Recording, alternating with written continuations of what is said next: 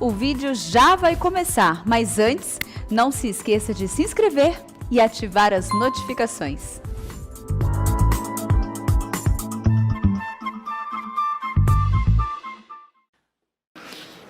Irmãos, presta atenção. A Bíblia ensina que a humanidade ela está dividida em dois grupos. Todos os seres humanos, toda a população que vive hoje, são criaturas de Deus.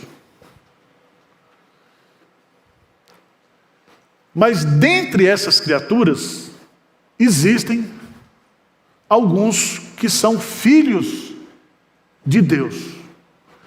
Por que são filhos de Deus? Porque foram regenerados. Porque nasceram de novo. Lembra que Jesus disse para Nicodemos: aquele que nasce da carne é carne, e aquele que nasce do Espírito é Espírito. Todos nós nascemos na carne e somos pecadores. Mas nem todos nós nasceram de novo.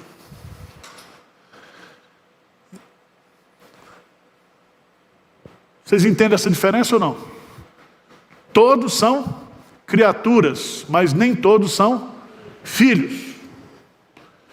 Por que isso? Porque a Bíblia ensina assim.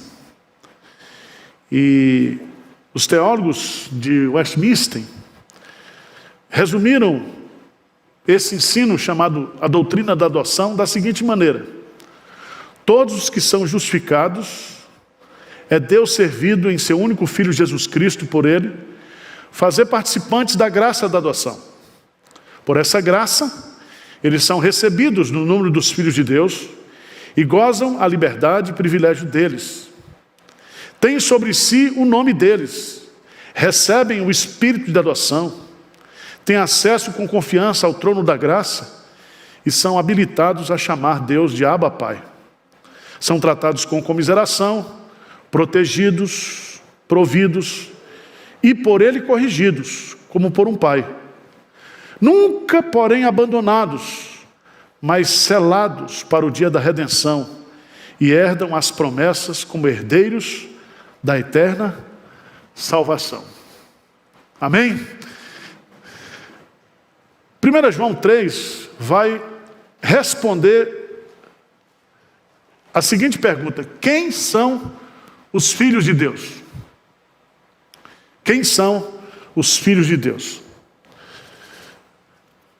Vamos ler os versos 1 e 2, que João vai nos mostrar aqui alguns pontos principais dessa doutrina. Ele diz assim: vede que grande amor nos tem concedido o Pai, a ponto de sermos chamados filhos de Deus. E de fato somos filhos de Deus. Por essa razão o mundo não nos conhece, porquanto não o conheceu a Ele mesmo. Amado, agora somos filhos de Deus, e ainda não se manifestou o que haveremos de ser. Sabemos que quando Ele se manifestar, seremos semelhantes a Ele, porque haveremos de vê-lo como Ele é. Então veja bem, o verdadeiro filho de Deus, o verdadeiro cristão, é aquele que nasceu de Deus, aquele que é nascido de Deus.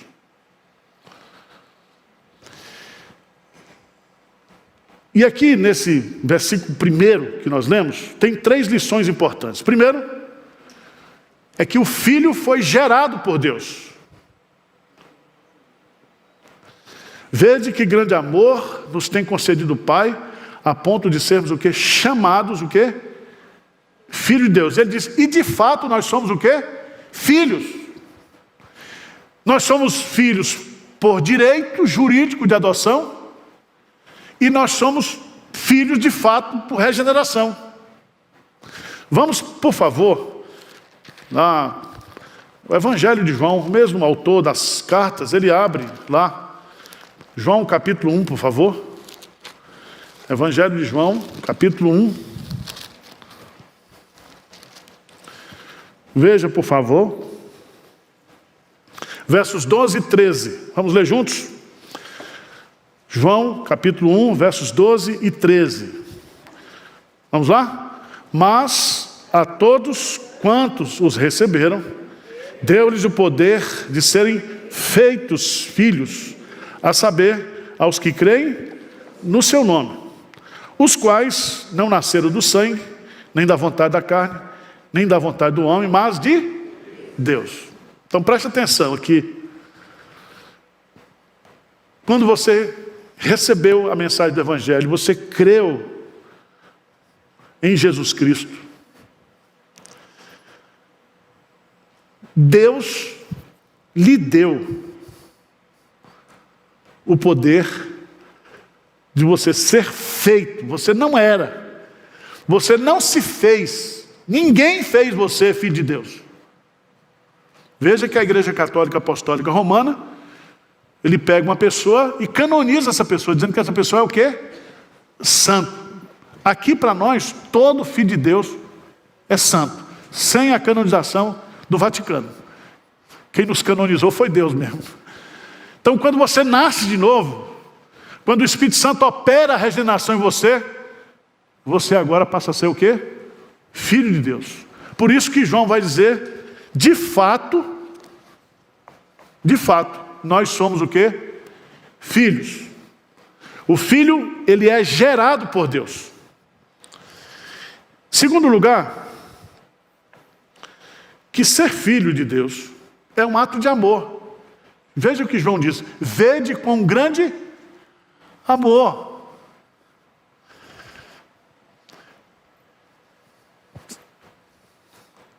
Significa que você não foi, ou não é, um filho de Deus. Você não foi regenerado por acidente. Tá certo? Você se tornou filho de Deus, porque Deus tem um grande amor por você, e por isso que Ele regenerou você, e Ele colocou dentro de você o Espírito Santo, e selou você com propriedade exclusiva dEle, e botou você para fazer parte da família dEle. O Filho, ele é uma concessão do gracioso amor de Deus. O amor de Deus, ele é grande no seu tamanho. O amor de Deus é grande na sua durabilidade. Ele é eterno. O amor de Deus, ele é também um amor imerecido, incondicional. Não havia em mim, em você, nenhum mérito para que Ele nos amasse. Por isso que o amor de Deus é ágape, é amor de Deus. Só Ele tem. Terceiro lugar, é que nós, como filhos de Deus, nós não somos reconhecidos pelo mundo como filhos de Deus. Porque só pode reconhecer quem é filho de Deus quem conhece a Deus. Entenderam isso? Veja o que João diz aí. João diz assim, ó: por essa razão o mundo não nos conhece, porquanto não o conheceu o quê? A Ele mesmo. A Ele mesmo. Então, o mundo olha para você e diz, não sabe se você é filho de Deus. Porque só Deus conhece aqueles que são seus. Só Deus. Do ponto de vista visível, ninguém pode dizer aqui, você é joio, você é trigo, você é filho de Deus, você é filho do diabo. Existem outros critérios para saber isso aí, nós vamos ver. Tá certo? Agora, irmãos, o que eu acho bonito nesse texto é que João está usando aqui um raciocínio de um filósofo pré-socrático chamado Heráclito. E Heráclito, ele dizia que o ser nunca é. O ser é sempre um devir ou um vir a ser. Vocês entenderam? Então, por exemplo, Heráclito dizia, você, William, você não toma banho no mesmo rio por 2 vezes.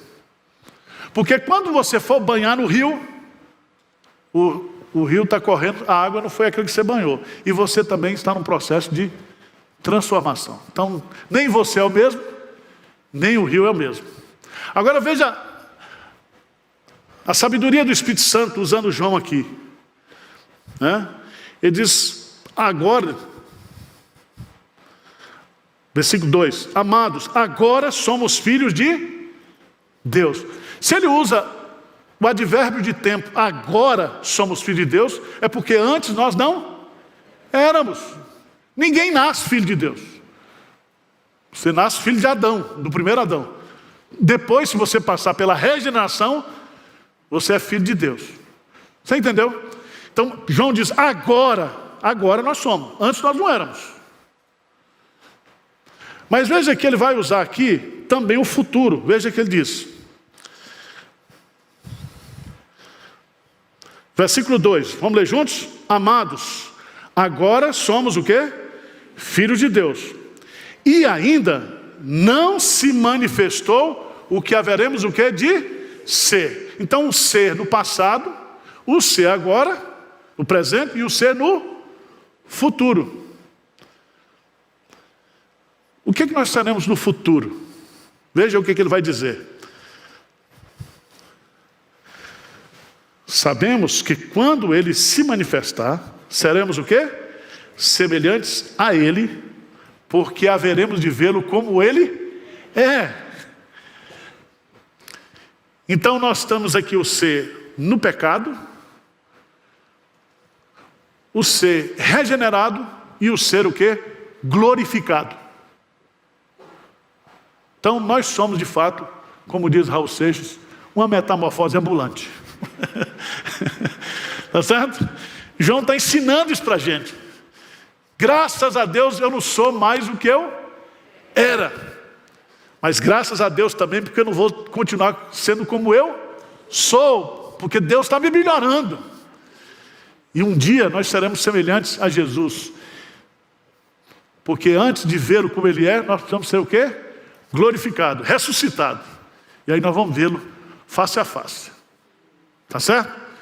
Aí, como questionou o pastor Hernandes aqui, você leve suas perguntas para perguntar para Deus lá, que Deus vai gastar um tempo danado de responder, tá? Suas dúvidas, que você é muito inteligente, está cheio de dúvidas, né? E você vai aprender que o céu é autoexplicável, né? Quando vier o que é perfeito, nós haveremos de vê-lo como ele é. E nós também conheceremos como também somos o quê? Conhecidos. Essa parte eu fico com medo. Porque do pouco que eu me conheço, eu já estou arrependido, imagina. Se eu me conhecer como eu sou conhecido, já pensou?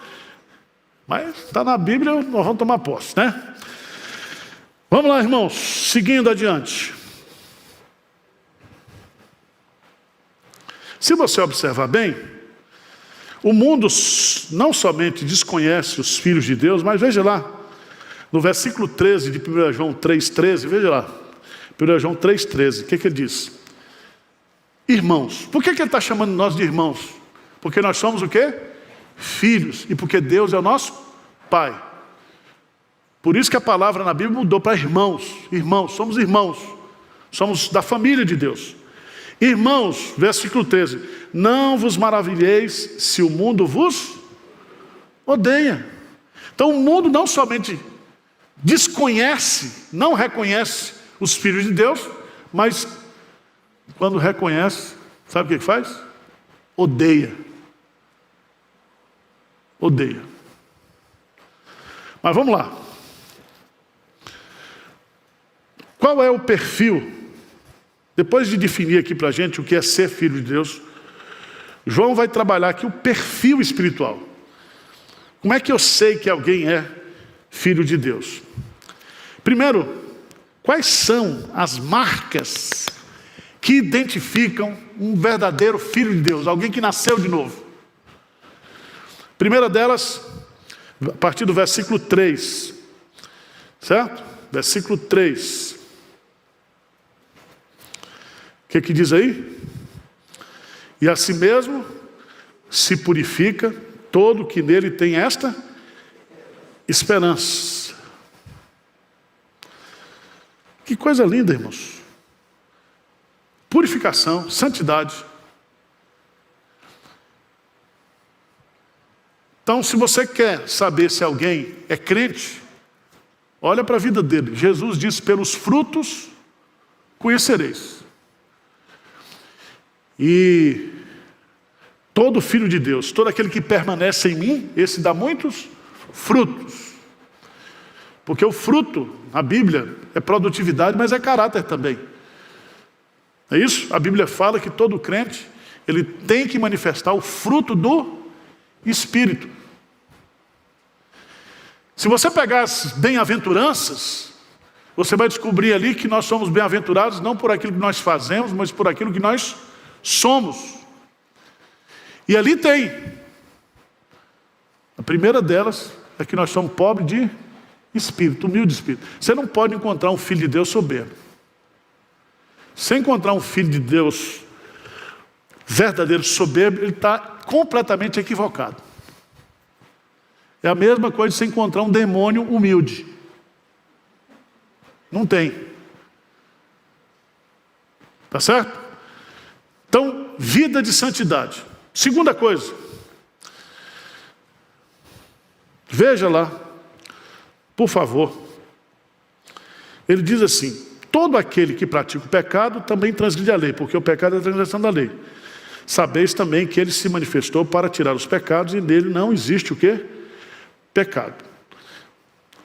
Preste atenção que o processo de santificação que está acontecendo em mim, de purificação, se dá justamente baseado na obra de Cristo. Preste atenção, gente. A justificação pela fé é uma obra da graça. A santificação, a purificação também é uma obra da graça de Deus. A fonte da purificação é a cruz. Tá certo? Você veja lá, por favor, volta um pouquinho aí. 1 João 2, no início, diz assim, filhinhos meus, essas coisas vos escrevo para que não pequeis. Se todavia alguém pecar, temos advogado junto ao Pai, Jesus Cristo o justo.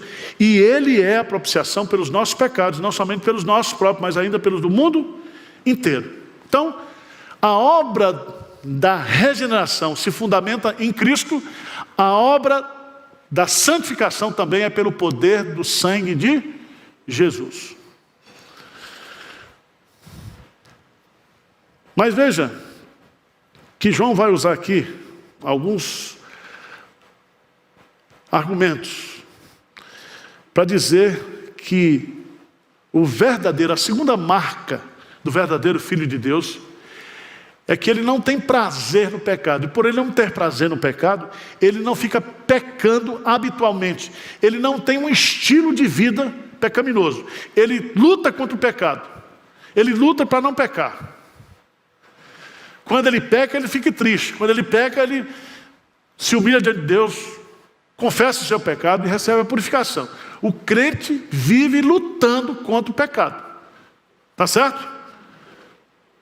No dia que você se acostumar com o pecado, aí se questiona se você é convertido mesmo. Veja no texto que João vai dizer que o verdadeiro Filho de Deus, ele foi liberto da escravidão do pecado. Ele não pode viver mais pecando de forma deliberada. Então tem os embalos no sábado à noite, não tem? Tem ou não tem? Tem ou não tem? Os embalos. Por isso que a gente faz culto de adolescente e de jovem todo sábado. Que é para a gente segurar eles aqui.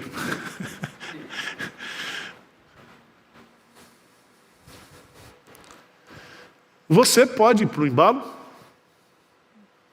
ou pode não ir. Certo? Se você for, é uma decisão sua. Mas se você não quiser ir também, você pode dizer assim, hoje eu não vou sair para pecar. E cada um aqui é responsável pela sua santificação, viu? Cada um purifica a si mesmo. Pastor, igreja não tem água benta para ficar penitência, não. Você, meu filho, é responsável. Tem determinados pecados que você não peca sozinho. Tem que ter outro para pecar junto, né? E quando um não quer, dois não pecam, não é assim? É.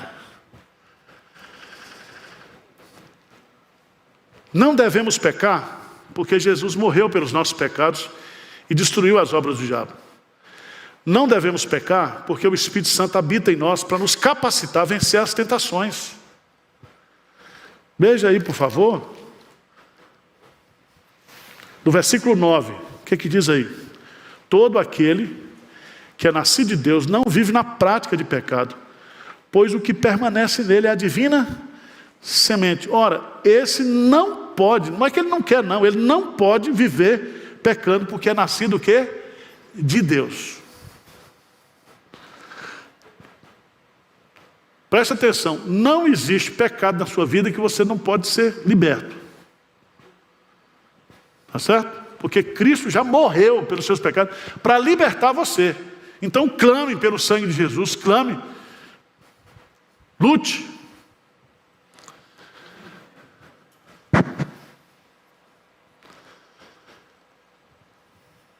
Mas aqui, irmão, João vai usar um termo muito pesado aqui. Veja lá no versículo 8 de 1 João 3,8, o que ele diz? Aquele que pratica o pecado procede de quem? Do diabo. Porque o diabo vive pecando desde o princípio. Para isto se manifestou o Filho de Deus para destruir as obras do pecado.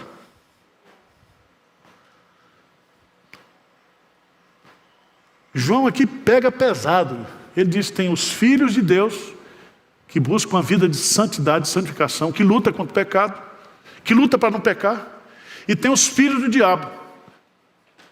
Lembra que Jesus falou para os fariseus?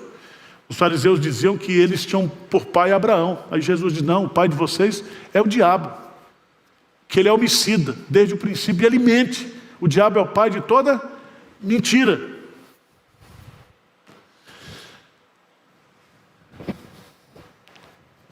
Crente não pode ser mentiroso, pode? Do ponto de vista de natureza, pode? Não deve e não pode. Não pode. Você pode até aumentar, mas mentir não.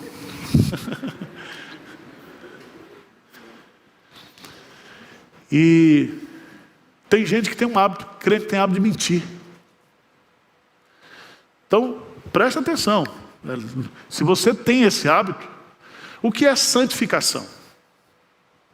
Santificação é você deletar os hábitos antigos que você tinha antes de ser crente e implantar em você um hábito, certo? Por exemplo, está lá em Efésios, aquele que roubava, não roube mais, mas trabalhe com as suas próprias mãos para abençoar os outros. Aquele que mentia, não minta mais. Aquele que se irava, que não perdoava, ele diz agora, não se ponha o sol sobre a vossa ira, perdoai-vos uns aos outros. Então, irmãos, o Filho de Deus, ele está em processo de santificação. O Filho de Deus não vive pecando ou na prática habitual do pecado.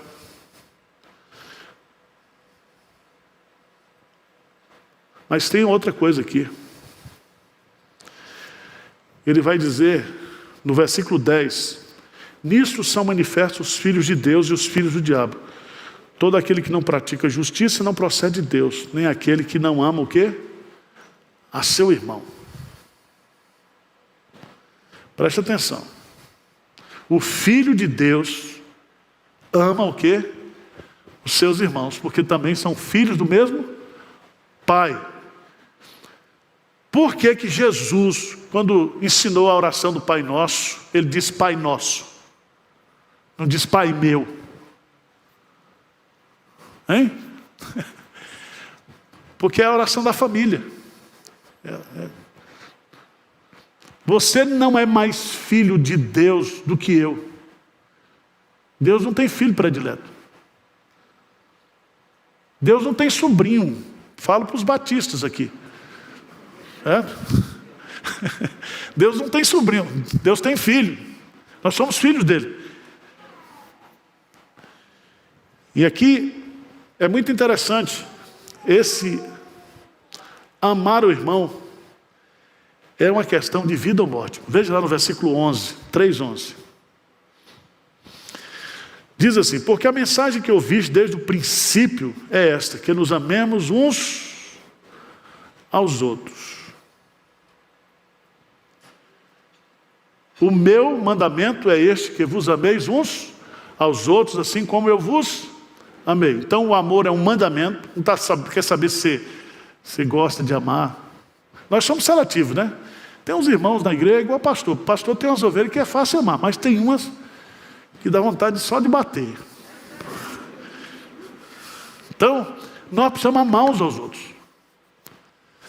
E é tão bonito isso, porque o verdadeiro Filho de Deus ama o seu irmão. E há 4 níveis de relacionamento aqui que ele vai usar como exemplo.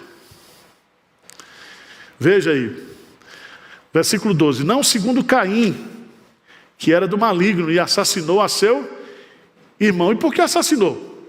Porque as suas obras eram más e as de seus irmãos o quê? Justos. Presta atenção. Quem ama não mata.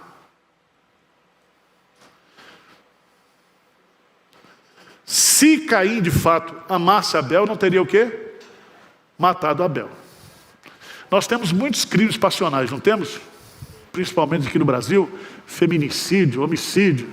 Por quê? O sujeito não aceitou que a mulher terminasse a relação, era uma relação doentia, o cara vai lá, mata a mulher e tenta o suicídio dando um tiro no pé. Né? Isso não é amor, porque o amor não mata. Isso é qualquer outra coisa, menos amor. E eu devo amar o meu irmão e querer o bem do meu irmão. Então, homicídio. Quem ama não mata. Segundo lugar, veja nos versos 13 a 15. Irmãos, não vos maravilheis se o mundo vos odeia. Nós sabemos que já passamos da morte para a vida porque amamos os irmãos. Aquele que não ama, permanece onde? Na morte. Na morte está morto, não nasceu de novo. Então, preste atenção. Quem ama não mata. E quem ama também não odeia. Como é que um crente diz para o outro, eu te odeio? Não pode dizer isso, meu irmão. Como é que você vai dizer isso para um irmão seu na fé?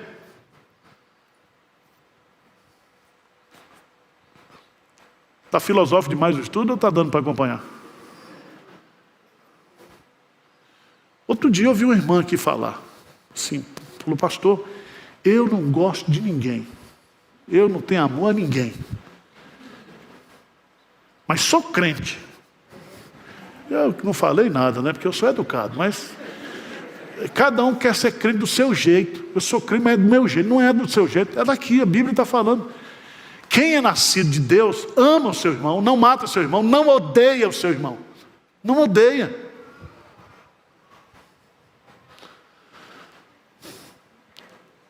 Homicídio. Quem ama não mata. Ódio. Quem ama não odeia. Mas é outra coisa interessante, que é a questão da indiferença. 1 João 3,16. O que diz aí? Nisto conhecemos o amor, que Cristo deu a sua vida por nós e devemos dar a nossa vida pelos irmãos. Versículo 17. E aí? Ora, aquele que possuir recursos deste mundo e vir a seu irmão padecer necessidade e fechar-lhe o seu coração, como pode permanecer nele o amor de Deus? Presta atenção, você que está aqui em São Paulo, você sabe que tem irmão seu passando fome. Você não sente nada, você dorme tranquilo.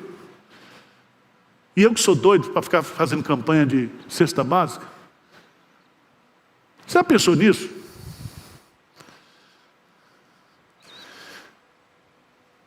Quem ama não é indiferente ao sofrimento do irmão. Veja na sua casa, né? Pelo menos na minha casa eu aprendi do meu pai isso. Nós nos ajudamos uns aos outros. Não adianta um irmão ter a casa, nós não temos onde morar. Vamos fazer uma vaquinha, vamos abençoar, vamos dar um jeito. E nós temos que fazer isso na igreja também. Nós não podemos ser indiferentes. Eu vou falar sobre isso no culto das 11, porque igreja é relacionamento. Se você não gosta de relacionamento, vai para o inferno. Lá ninguém vai se relacionar. E lá vai ter ex-ricos, ex-doutores. Só vai ter assim, só gente que está na Forbes hoje. Tá? Porque nós, e eu fico, presta atenção, se você não consegue amar, se você não consegue abençoar seu irmão agora, como é que você vai viver a eternidade toda com ele? E se Deus botar você com esse irmão que você não gosta no mesmo beliche?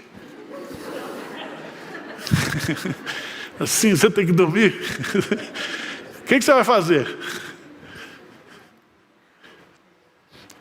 Então, irmãos, como é que pode isso? As pessoas ficarem se agredindo na internet, se agredindo, falando mal dos outros. Tem um pastor aí que gosta de mídia, né? Já foi um dos grandes evangelistas, mas é um cara amargurado hoje. Ele só faz fofoca, fala mal da igreja, fala cada heresia, e os crentes gostando. Pior que é isso. Falando de sujeira, de pecado, que ele sabe tudo. Porque o prazer de Deus é esconder o pecado, é cobrir o pecado, é perdoar o pecado. Mas tem gente que tem prazer em publicar o pecado dos outros. E aí, meus amados irmãos, tem gente que ainda fica mandando mensagem para mim. O que você achou? Eu falei, meu irmão, eu não tenho tempo para gastar com isso não. Se o cara é crente, ele está na família. Não é assim? Veja uma mãe que tem um filho preso. Deixou de ser filho porque está preso? Não está. Está lá na porta todo dia. Faz visita, ora, luta. Todos nós temos erros, irmãos. Todos nós temos pecados. E a Bíblia diz que quem recebeu misericórdia tem que exercitar o quê? Misericórdia. Não é na oração do Pai Nosso, que é a oração da família? Pai, perdoe as nossas dívidas, assim como nós perdoamos aos nossos devedores. Então, quem semeia misericórdia, colhe misericórdia. Porque enquanto nós estivermos nessa vida aqui, quem pensa que está de pé, cuidado para que não caia. Todo mundo aqui tem pé de barro, tá? Todo mundo. Agora é triste. Então, os níveis aqui. 4 níveis. Quem ama não mata. Homicídio. Quem ama não odeia. Ódio. Quem ama não é indiferente à necessidade do outro. Ele não pode ver um irmão passando necessidade e não ajudar. Não ajudar. É isso que Jesus... E aqui coloca o exemplo de Cristo. Todo mundo aqui gosta de João 3,16, não gosta? O que diz lá? Porque Deus amou o mundo de tal maneira que deu o seu Filho unigênito para que todo o que nele crê não pereça, mas tenha a vida eterna. Mas todo mundo detesta 1 João 3,16. O que 1 João 3,16 diz? Nisto conhecemos o amor, que Cristo deu a sua vida por nós e devemos dar a nossa vida pelos nossos o quê? Irmãos. Você quer seguir o exemplo de Cristo? Porque Cristo, Ele deu a vida por nós, que somos os irmãos dEle, para fazermos parte da família dEle. A gente poderia usar a expressão, Ele é o nosso irmão mais velho, né? O nosso irmão mais velho. Então, meu irmão, como nós cantamos aqui, né? Aquele hino que é muito bonito, que Jesus saiu por toda parte, abençoando a vida das pessoas. E esse cântico diz, nós somos os olhos de Cristo para ver o aflito. Nós somos as mãos de Cristo, nós somos os pés de Cristo. Então, meus irmãos, cristianismo é a encarnação de Cristo. É fazer aquilo que Cristo fez, é imitar a Cristo. Vocês estão entendendo ou não?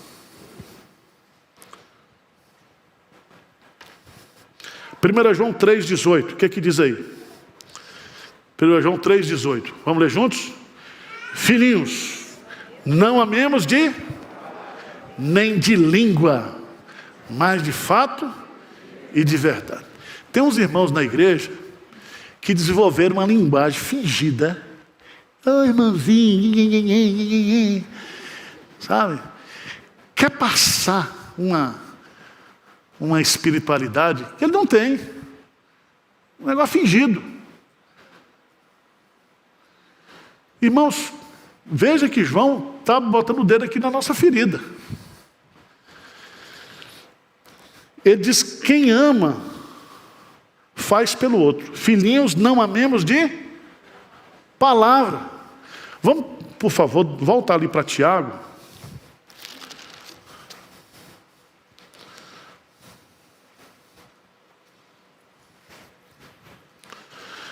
Capítulo 2, versículo 15 e 16. O que diz lá? Se, está falando de irmão, tá? Se um irmão ou uma irmã estiverem carecidos de roupa e necessitados do alimento cotidiano, e qualquer dentre vós lhe disser: ide em paz, aquecei-vos e fartai-vos, sem contudo lhe dar o necessário para o corpo, qual é o proveito disso? Então os irmãos gostam de orar, né? Não, irmão, não, vou orar por você agora. Não, meu irmão, ora e mete a mão na carteira, desgraçado. Dá uma coisa, seu irmão está passando necessidade. Entendeu? Vai resolver o problema do cara? Não, vai em paz. Aquela linguagem de piedade que não resolve o problema. Então, irmãos, uma das coisas que eu aprendi, o exemplo de meu pai e de minha avó, e que eu sinto prazer, é generosidade.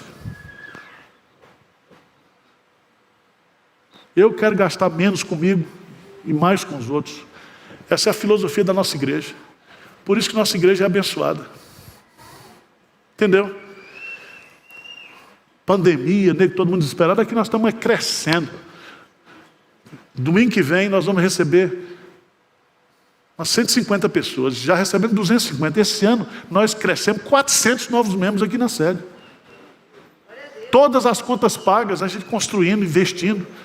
Uma bênção. E quanto mais a gente faz, mais Deus manda. Manda.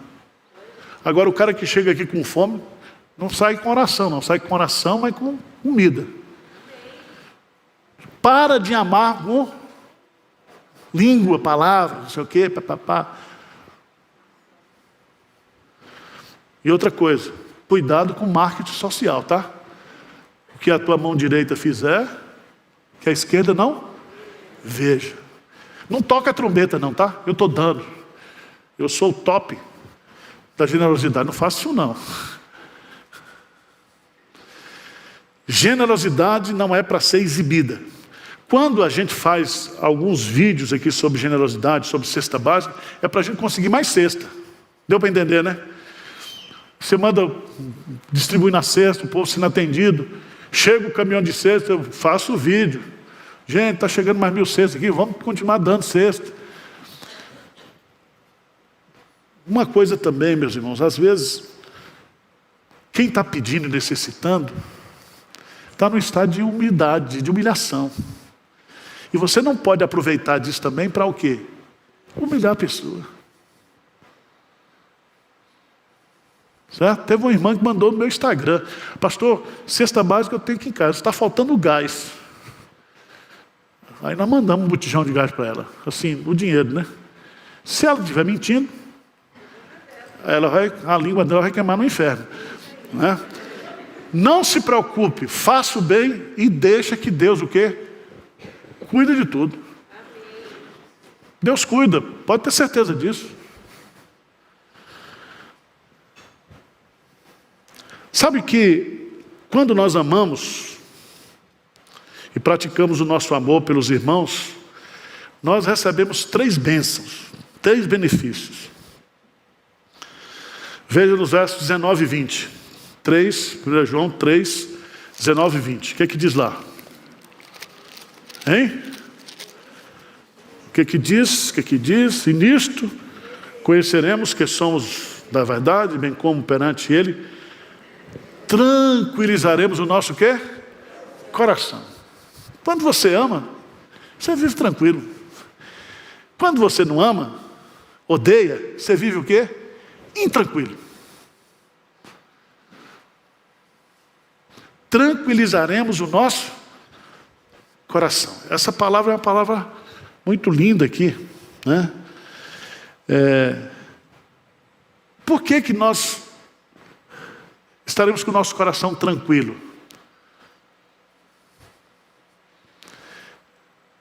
É porque Deus diz que é para eu amar. Se eu não amo, se eu sou indiferente à necessidade do outro, eu fico o quê? Perturbado. Por isso que a Bíblia fala, diz, mais bem-aventurado é dar do que receber. Veja o que João vai colocar no versículo 20 aí, veja que coisa linda, ele diz o quê?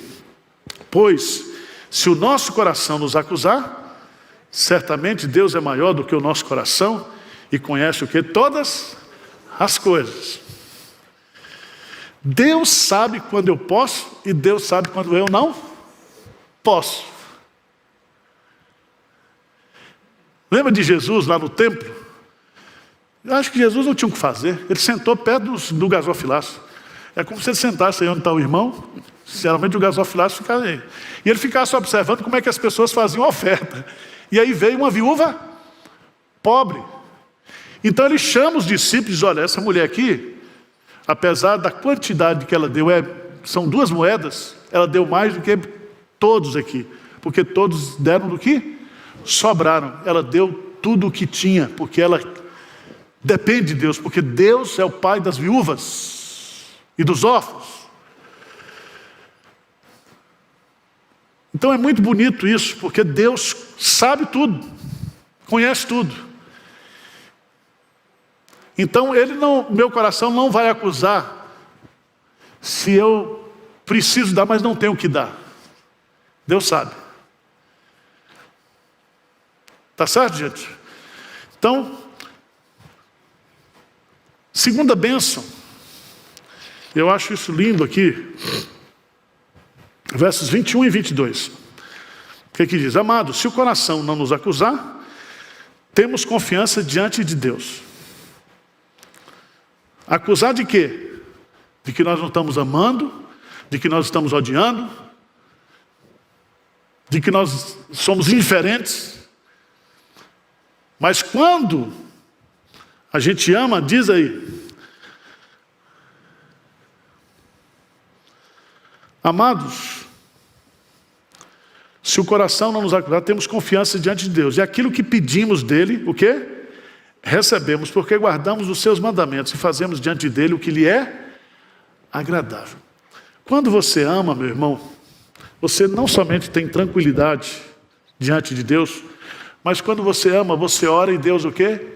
Responde às suas orações. Deus responde. Você já notou lá em Pedro que diz que quando o marido briga com a mulher, o homem ora, o marido ora e Deus não responde? Já pensou o tanto de oração que está bloqueada?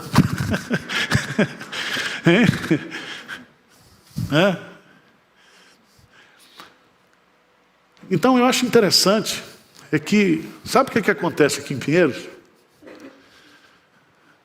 O cara fala assim, pastor, o senhor pede muito. Eu peço, mas não estou pedindo para mim, não. Estou pedindo para mim. Paulo, quando pede lá, ele não pede para ele. Ele pediu para os crentes pobres. E tem gente que dá com motivações diferentes. Então, por exemplo, tem gente que gosta de mandar oferta para a cesta básica. Tem gente que gosta de mandar oferta para missões. Tem gente que gosta de ofertar para construção.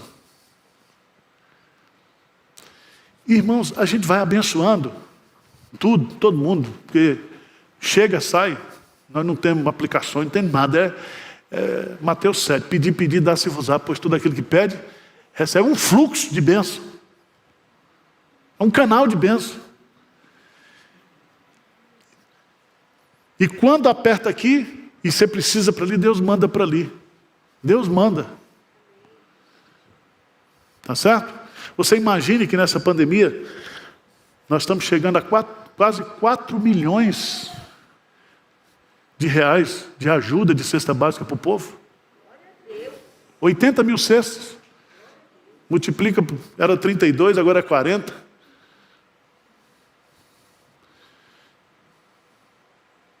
E essas pessoas são gratas, essas pessoas louvam a Deus. E essas pessoas nos veem porque eles oraram a Deus e Deus levantou a gente para dar. Aí Deus vai, manda bênção para cá para nós. E o povo ora lá e Deus abençoa aqui também. Então, é um fluxo, uma dinâmica de bênção. De bênção. Mas, a terceira bênção, já estou encerrando. Versos 23 e 24. Ora, o seu mandamento é este, que creiamos em nome do seu Filho, Jesus Cristo, e nos amemos uns aos outros, segundo o mandamento que ele nos ordenou. E aquele que guarda os seus mandamentos permanece em Deus, e Deus nele. E nisto conhecemos que ele permanece em nós, pelo Espírito que nos deu. Sabe o que significa isso aqui? É que quando nós amamos os nossos irmãos, nós temos permanência ou estabilidade, o quê? Espiritual. Eis que vos mostro o caminho sobre modo excelente. Que caminho é esse? É o amor. Agora, pois, permanece a fé, a esperança e o amor. O maior deste é o amor. Amor. Irmãos, que você seja mais amável, tá? Que nós amemos mais uns aos outros, que nós sejamos mais solidários.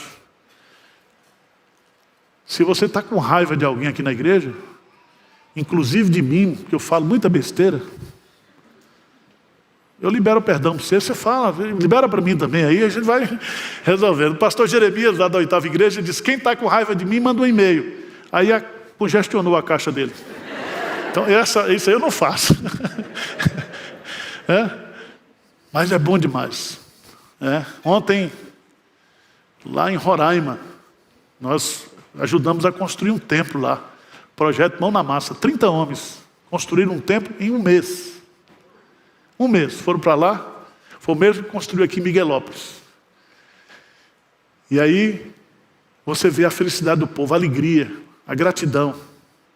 Quanto mais a gente ajuda, quanto mais a gente abençoa, mais nós somos o quê? Abençoados. Vamos ficar de pé? 11 horas tem mais, tá? E agora não tem negócio de inscrição, não.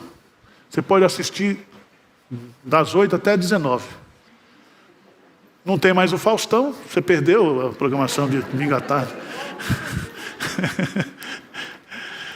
Senhor Deus, nós estamos diante de Ti aqui, Senhor. E não há coisa secreta na minha vida, na vida de ninguém aqui. Diante dos Teus olhos. O Senhor também conhece as motivações do nosso coração. O Senhor é que põe as motivações corretas. O Senhor é que nos quebranta. O Senhor é que nos dá humildade. O Senhor é quem nos sonda e nos conhece.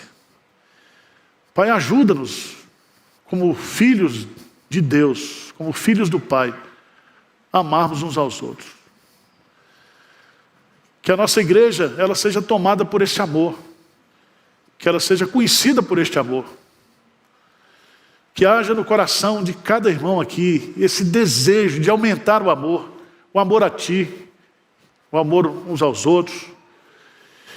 E que esse amor não seja de língua, de palavra, não seja um amor fingido, pelo contrário, um amor ardente, um amor eficaz, um amor que gera obras e ações. Essa é a nossa humilde oração nessa manhã, em nome de Jesus. Amém. Deus abençoe todos.